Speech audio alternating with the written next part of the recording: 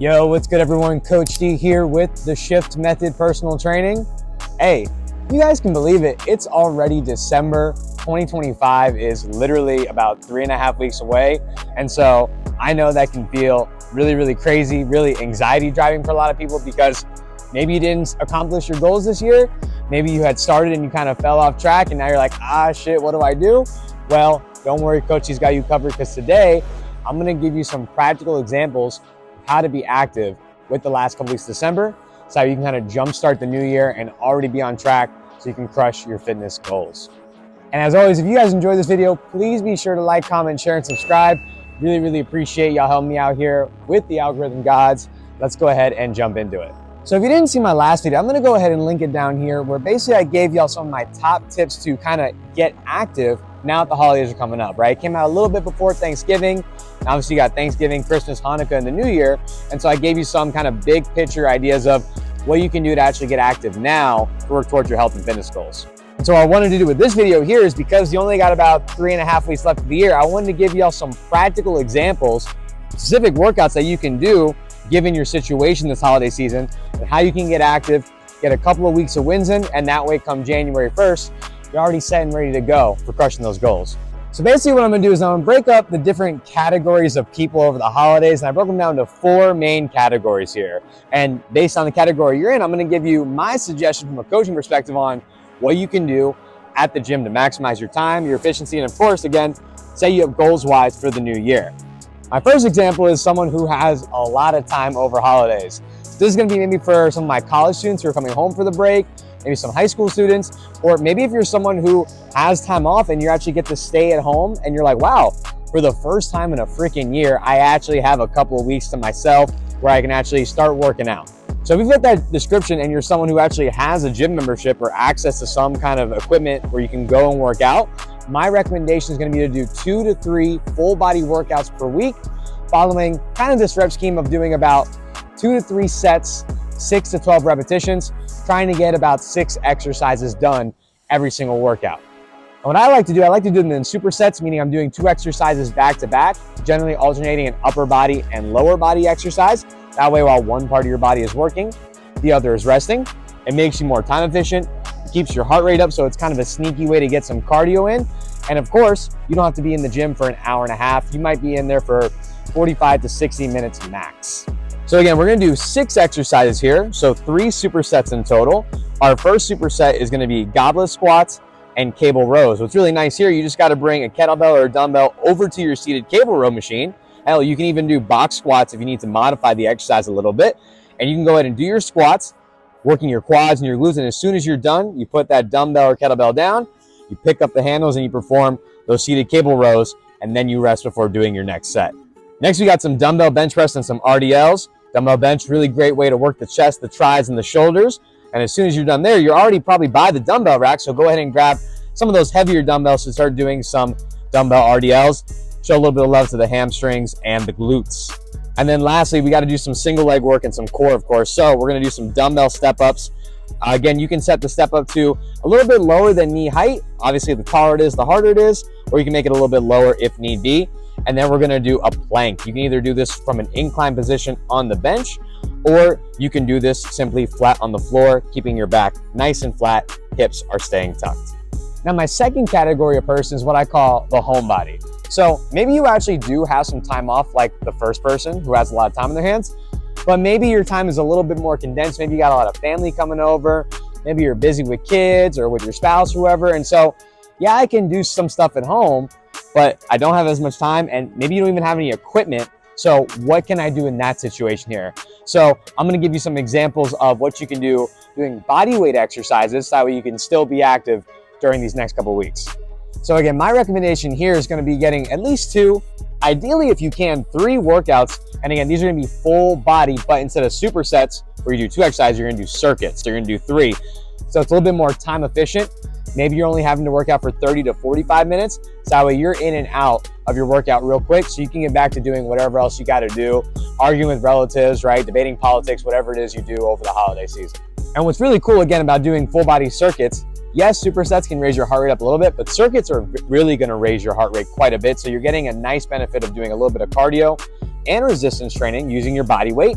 And we're also going to make sure that some of the moves are actually cardio specific, so you really feel like your breathing and heart rate are kind of jacked up a little bit. So for this one, what we're going to do is we're going to do 2 circuits. Again, 3 exercises back to back. You're going to do each one for 30 seconds of work, 15 seconds of rest between each one. Once you get through all 3 of them, then you get to take about a 60-second break. And again, we're trying to do about 3 rounds of each one here. So the first circuit we're going to do some body weight squats. Again, really good for the quads and the glutes. Great lower body exercise.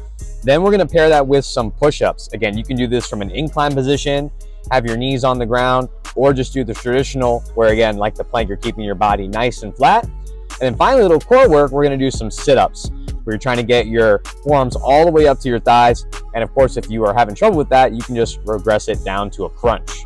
For our second circuit here, we're going to do some reverse lunges. Good way, again, to work the quads, glutes, and hamstrings. Another great lower body exercise, but we're doing single leg, so challenging our balance and stability there. We're going to do some body weight high plank rows. This is a really good core exercise. It's called anti-rotation, meaning we're fighting our body moving side to side. So good for the core, and a good little way to get a little isometric work for the lats and for the traps when you pull your arms up. And then lastly, a little bit of cardio and core hybrid. We got some bicycle crunches. Trying to bring knee to elbow, opposite knee to opposite elbow, going 1 rep at a time, or you can kind of push the pace and do them as quickly as possible. And then once you do those will probably take you about somewhere around the 15 to 20 minute mark. Then what you're going to do is you're actually going to go for a 15-minute walk. Since you're already probably home near your neighborhood, or if you have a treadmill at home, if you do have a piece of equipment, you can get in a little bit of cardio to kind of cap off your workout, so you get the best of both worlds of resistance training and some conditioning. All right, category of person number 3 is going to be my traveler. So you got a cruise coming up for the holiday season. You're going to an Airbnb out to visit your in-laws, or you're just going somewhere over the next couple of weeks and you're jumping from place to place.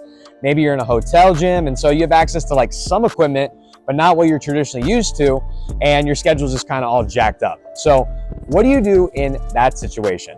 So this person is going to be kind of a hybrid between our first person, the person who has too much time in their hands, and the second person, the homebody, where because we might have access to equipment, we're going to do some full body workouts. These are going to be circuit based, but we're going to use some weights as well. And then we're going to slap some conditioning on the end. So again, we get the best of both worlds here. So let's break down a circuit that you can do.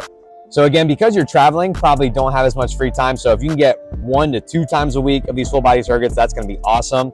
We're going to do 2 to 3 sets, about 30 seconds of work, 15 seconds of rest. Our first circuit we're going to do is going to be squats. You can do a goblet squat, cable squat, whatever you have available in the gym. And then we're going to pair that with some dumbbell rows, single arm rows. That way you can work the back, get a little bit of bicep action, and then a little bit of conditioning with some jumping jacks. Of course, if you can't do a traditional jumping jack, you can always do both arms and one leg at the same time, so you don't have to jump up and down. Our second circuit, we're going to do some lateral lunges. Again, really working a little bit of the quads, the glutes, but also getting the inner and outer thighs involved as well through some lateral movement. We're going to do a dumbbell shoulder press. That way we get to work the upper chest and the delts a little bit. And then we're going to finish up with some mountain climbers, a little bit of core, a little bit of the hip flexors, and of course it's going to get the heart rate up just a bit as well. And then whatever you have available, you're going to try and do 15 to 20 minutes of cardio to wrap it up. Maybe you in that home gym or in that Airbnb or that hotel, you have access to a treadmill, an elliptical, a rower. Or if you're on a cruise, maybe their gym on the cruise has some equipment, or maybe you can go for a walk if you're at a place that has really, really nice scenery and you kind of want to get outside. And my fourth and final category person is going to be my cardio lover. So let's say you're really not too comfortable with doing weight training right now, and really you're just like, hey, I just want to get some cardio in, whether it's walking, biking, cycling, jogging, whatever it is you're doing. That's what you want to prioritize over these next couple weeks, and that's fine. So my recommendation here is going to be trying to do that 2 to 5 times per week, and somewhere between the 20 to 60 minute time frame, whatever works best for you. The important part here is that you're gradually adding time week to week, generally about 5 to 10 minutes per session per week, or adding an additional session after a couple weeks of training. So that way you're gradually getting more and more over time. You're burning more calories, you're getting your conditioning a little bit better, and that way going into the new year, you've already built a nice, good foundation for your cardio. So that way, whatever goal you're pursuing, you're gonna be set up for success. So if you're gonna do some interval training, my recommendation would be to do a 1 to 3 work to rest ratio, meaning whatever work period you're doing, your rest is 3 times as long. So an easy example of that is if you're doing a 1 minute run, you would do a 3-minute walk as a recovery period. So you can start off by doing that run or that jog where you're getting your heart rate up, pushing yourself pretty hard, and then you have that 3-minute recovery period to bring your heart rate back down, and you repeat that for X number of rounds. And then week to week, you just simply add more rounds over time, and before you know it, your conditioning is gonna be freaking amazing. And that's it, everyone. And I really hope y'all enjoyed this video today. Again, don't wait till January 1 to get started. Get moving on your fitness journey today, right? Start getting some wins for yourself. 3.5 weeks, you can get a really, really good foundation. And now we go into the new year, you're already ready to crush it. And of course, if you need some assistance, you want some coaches to guide you, I'm out here in beautiful Boca Raton, South Florida. You can come work with me in person, or you can hire me to coach you virtually to where I can write all your programming for you. And so you can take the guesswork out of your training. And as always, please be sure to like, comment, share, and subscribe. I really appreciate y'all always tuning in. Be sure to check out the socials for daily content. Join the newsletter for some of the exclusive offers that I send out my people every Wednesday at 5 o'clock. And as always, thank y'all so much again, and I'll see you in the next one. Later.